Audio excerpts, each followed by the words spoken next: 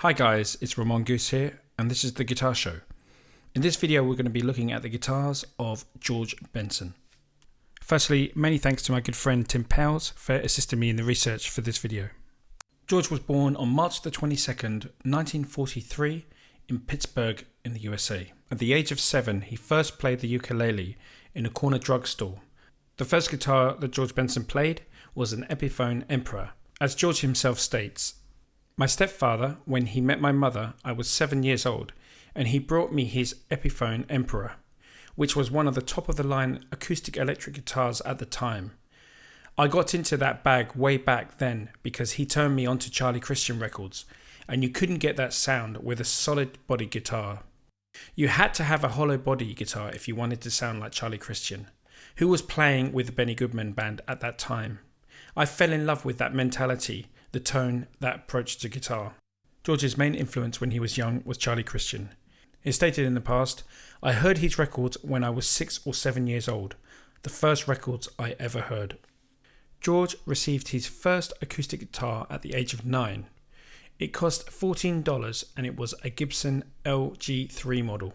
And notice on this photo you can see his initials JB on the top bout of the guitar. Also at the age of 10, he recorded his first single called "She Makes Me Mad." This was released on RCA Victor in New York under the name Little Georgie. Despite this initial success, George's parents wanted him to stop as he was missing too much school. George then focused his time on learning the guitar. George resumed his nightclub music career at the age of 14 when he joined the R&B vocal group called the Altairs. At this point, George still did not own an electric guitar. But when he was 15, he excitedly told his father about a 6-string at the local pawn shop. So his father and George went down to the pawn shop and he walked around the window to see the guitar from 2 or 3 different angles. And he said, "You know what? I can make that." When they returned home, Benson drew the guitar on a piece of paper. And in Benson's words, "Then my father traced it onto this piece of oak wood from my mother's old oak chest, and it took him a whole day to carve it out. He broke blade after blade." So guys, in this photo you can see George with his homemade guitar whilst he was in the vocal group the Altairs. George left the Altairs in 1960 to join the Four Counts. After hearing Charlie Parker's Just Friends in 1962, George decided he wanted to be a jazz guitarist rather than an R&B singer. Also in 1962, a jazz organ player by the name of Jack McDuff came to Pittsburgh to perform at the Starlight Lounge. A friend told George that McDuff needed a replacement guitar player. George sat in on one song with McDuff's band. Liking what he heard, McDuff invited Benson to audition for him the next day. Benson toured with McDuff for 3 years. George appeared on 5 of McDuff's album releases: Brother Jack Live in 1963, Dynamic in 1964, Prelude in 1964, also in 1964 Live in Concert Around the World, and Hot Barbecue in 1965. In these photos from the Antibes Jazz Festival in 1964 with the Jack McDuff Quartet, you can see George Benson here with a 1960s Gibson Les Paul, which was fitted with a Bigsby. On this album cover called The Concert McDuff, which was released in 1965, you can also see George in the back here playing the Gibson Les Paul. When George was asked in the 1970s what he thought about solid body guitars, he states, "I've used one once, but I didn't feel that I had an instrument in my hands. I like to feel some body. I don't think that the electronics can produce what the wood does." Backed by McDuff and his band, George began his solo recording career at the age of 21 with the release of The New Boss Guitar in 1964 on the Prestige label. On the album cover you can see George with a Gibson Super 400 CES. The CES standard for Cutaway Electric Spanish. This model had a slightly thicker top to reduce feedback and 2 humbucking pickups. An interesting feature of this guitar was the neck pickup. It featured pole pieces which had narrower spacing. The gold-plated bridge also had Super 400 etched onto it. Guys, if you've watched my Elvis Presley history of guitars, you'll also notice that he played a 1963 Gibson Super 400 CES Florentine model, which belonged to Scotty Moore, and he played that on stage for the 1968 comeback special. In 1965, George formed a new group in New York with organist Lonnie Smith and worked the clubs there for 6 weeks. During this time, legendary record producer John Hammond spotted Benson playing at New York's Palm Cafe on 125th Street in 1965. Hammond signed George Benson to Columbia Records. His first release for the label was It's Uptown, and as you can see on the front of this album cover, again George is playing his Super 400 guitar. I'd really recommend, guys, that you check out a video on YouTube which is from July the 2nd, 1966, and it's George Benson at the Newport Jazz Festival, and you can see him playing his Super 400 live. Okay guys, if we look at this promotional photo from 1965 for Macduff, we can see here George Benson is playing what looks like to be his first Guild guitar. This is a Guild T100, and as you can see, it has a sharp cutaway, dot markers, single binding, and it looks like it's a sunburst model. This was the forerunner of the Starfire series. This guitar has a single Franz single coil pickup. This model is most likely from 1958. This photo here of George was used as a Columbia recording artist promotional photo, so most likely this would have been around 1965. And you can see here George is playing a Gibson ES 150. We know that it's in 1930s because in 1940 they changed the pickup, and you can see that this pickup is a Charlie Christian style pickup. To quote George, "Guitars were relatively cheap then. To get one of those guitars now would cost you a fortune. I would go in and I would buy one and then sell it or give it to one of my friends. I didn't know what I was doing. Should have kept it. My children could buy a car with those. That was my mentality at the time. I changed my opinion on guitars. I needed something that had a cutaway in it, and the early Charlie Christian guitars did not have a cutaway, so that became important to me. Although I cut a few records with non-cutaway guitars. Some of my best records, like White Rabbit, was recorded with a non-cutaway Charlie Christian style guitar." George's next studio album was called The George Benson Cookbook. It was released in 1967 and was also produced by John Hammond. The reissue version of this album featured some studio shots. In these photos you can see George playing a very unusual guitar.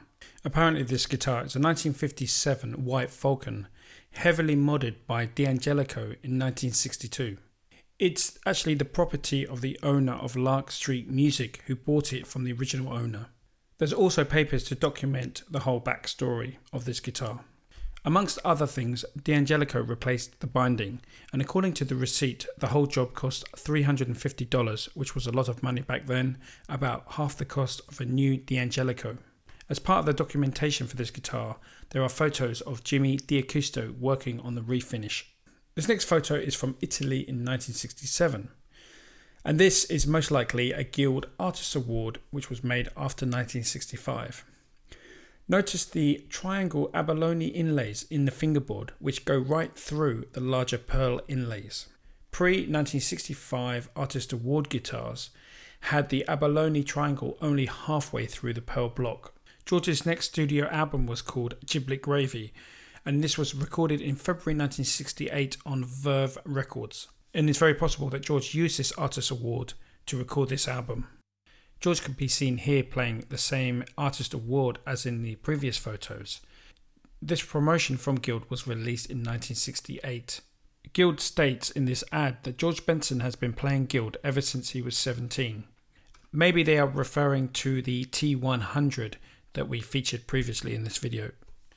And here we can see another advertisement from Guild around the same time. In this photo here, taken in Van Gelder's studio in New Jersey on April the 7th, 1967, you can see George Benson at the Lou Donaldson Alligator Boogaloo session.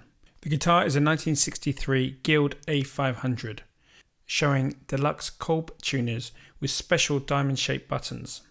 Apparently, these were designed by Gilbert Diaz of Guild. The plastic truss rod cover is of the early style. Here is another photo of George with the same guitar. After 4 years and 3 different record labels, George Benson signed with the A&M CTI label in 1968. He was to be their replacement for their star Wes Montgomery, who had died earlier in the year. The first album for A&M Records was called Shape of Things to Come. This next photo was taken on the 3rd of July 1969 at the Newport Jazz Festival. It shows George with a beautiful Guild X500. It features an earlier style pickguard shape and knobs, and also the rare diamonds. So this could be from either 1953 to 58. These rare early diamond single coil pickups were sometimes fitted to high-end models like the Dwayne Eddy model. This guitar features an ebony fingerboard. Another album that was recorded at Van Gelder's studio in 1969 was The Other Side of Abbey Road, which was a collection of reworked Beatles songs. This was George's last album for A&M Records. On this album cover, we can see an X500 Sunburst, which was probably a mid-60s model, and you can tell that from the three-tone sunburst. Beyond the Blue Horizon was George's next album, which was recorded in February 1971. This was his first CTI release, and looking inside the album, you can see a beautiful photo of George's Artist Award. And this guitar is most likely the same guitar he was photographed in Italy in 1967 with.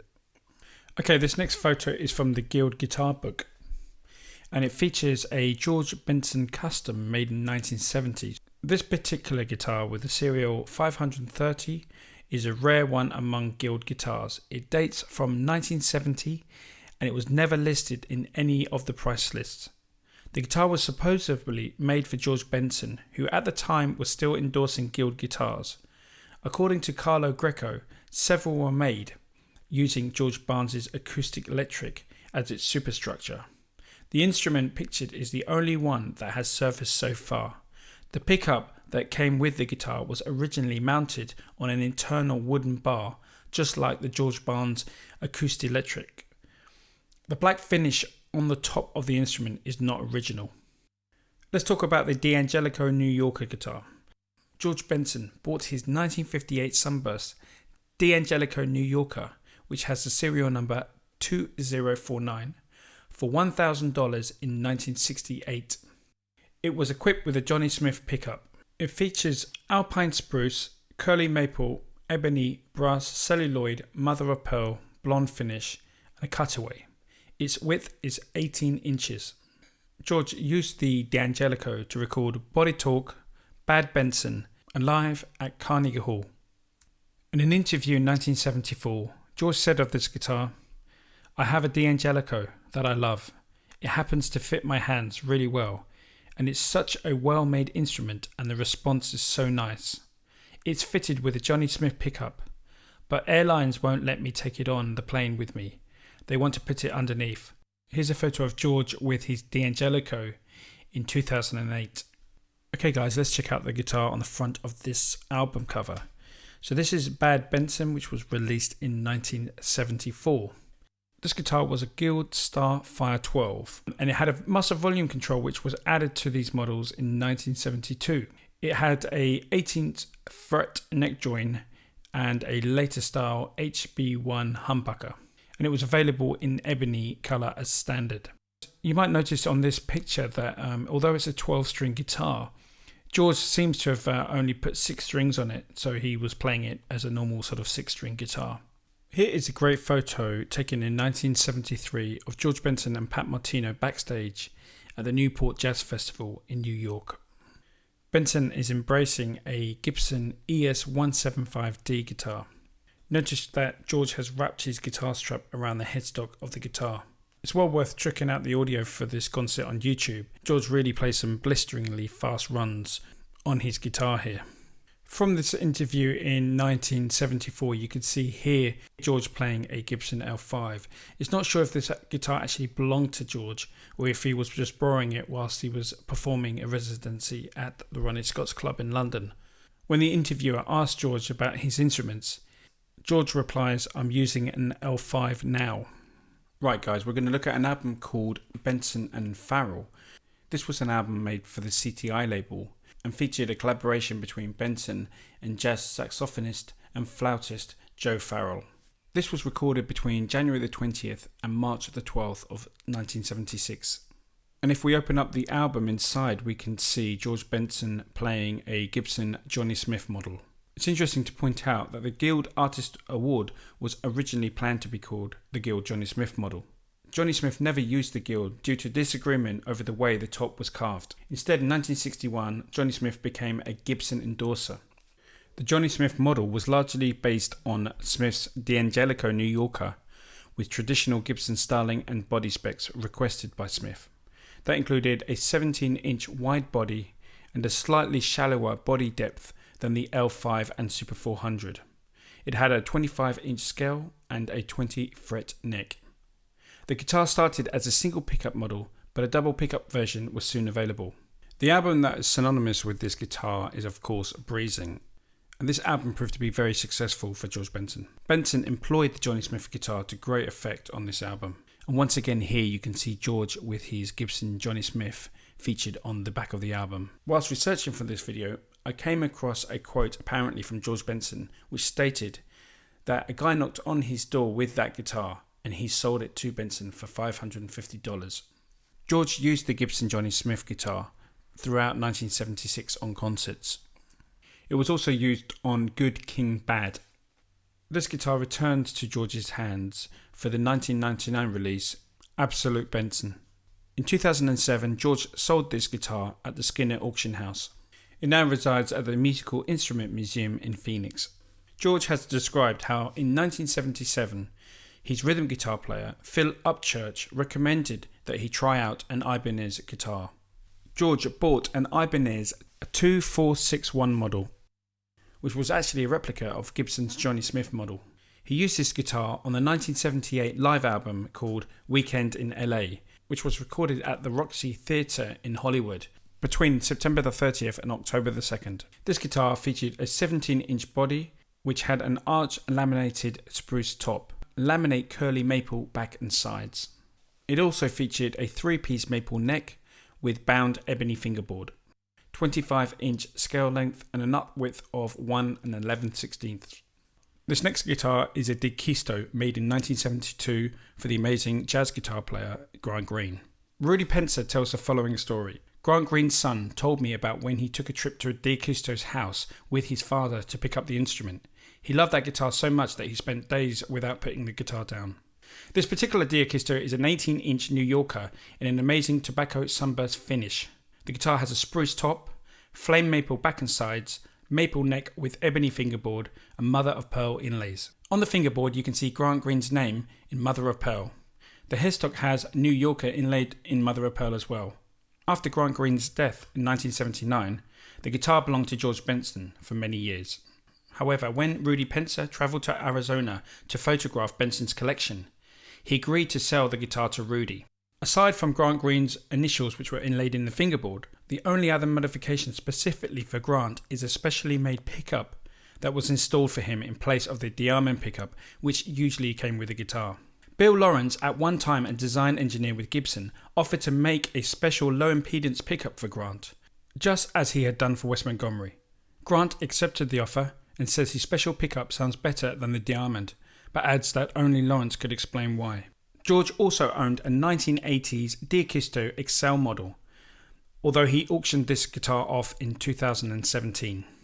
Okay guys, this next guitar is a 1961 Gibson L5 CES.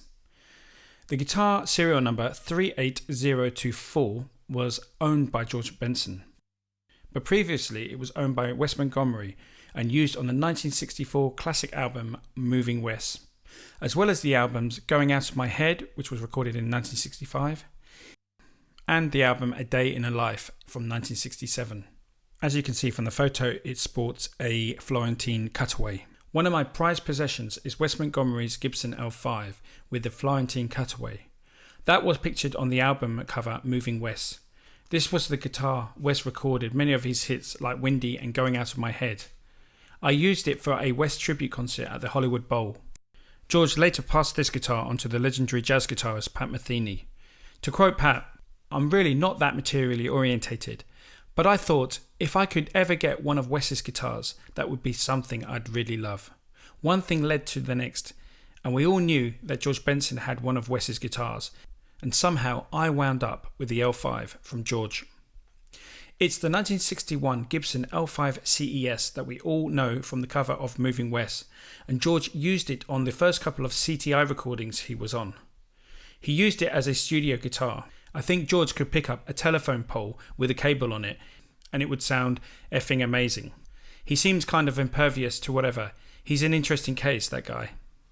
In late 1978, whilst recording the Weekend in LA live album, backstage George met a representative from Ibanez Guitars. The rep said to George, "We would love to have you with our company." George replied, "You know, you make great guitars, but they're not originals." So the rep asked George, "Do you have any ideas?" And George said, "Yeah."